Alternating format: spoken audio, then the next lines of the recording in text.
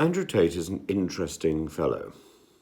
I don't condone much of what he does, but he is interesting and started life off as the son of a chess master, didn't really go in that direction, and gained notoriety from Big Brother in the UK, and more recently moved from the UK to Romania, where he's been held on trafficking charges. Now, his views are abhorrent. A kickboxer, a misogynist, homophobic.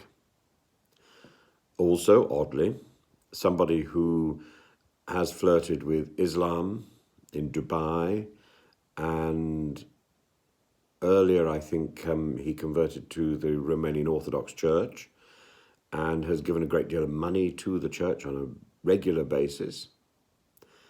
You know, he comes across as a slightly confused individual, and he's now fallen foul of the law. Anybody who goes to live in Romania gets my approval as a starting point. I think Romania is a beautiful place, but his views have needed to change for a long time, and they haven't. People can change their views, people can change their opinions, people can change the way they live. That's the way life works. We change. No matter how repulsive our views, they can change. And we live with sort of the optimism that even the worst people, even Putin, can become a better person. But I'm dismayed by Tate, and have been dismayed by Tate for a long time. He and his brother, now arrested, interrogated, held in Dicot, Diicot, rather than the place near Oxford, and they will appear to have created an organised crime group with the purpose of recruiting, housing, and exploiting women by forcing them to create pornographic content meant to be seen on specialised websites for a cost. How repulsive is that? And this on a day when we learn that Vivienne Westwood, that doyenne of fashion, has also died.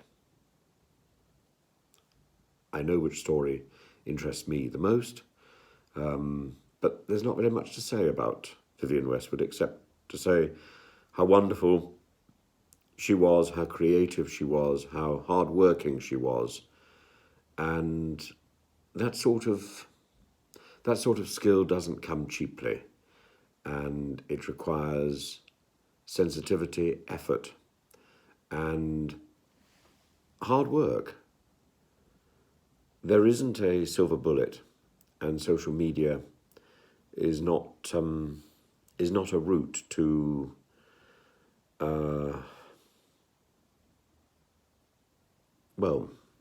fame. It really isn't. It's a route to making a bit of money, and that's it. And at the heart of one's life, I think, needs to be a goodness. And I think Andrew Tate, by his religious interests, has demonstrated that he has that goodness at heart. He has that yearning for goodness. But unfortunately, it's so easy to be dragged off centre.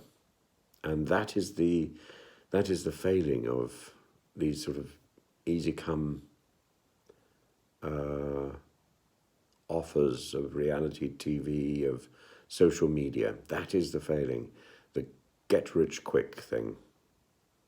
And I think we should contrast Andrew Tate's failure with Vivienne Westwood's dynamic and informed and hard-working success.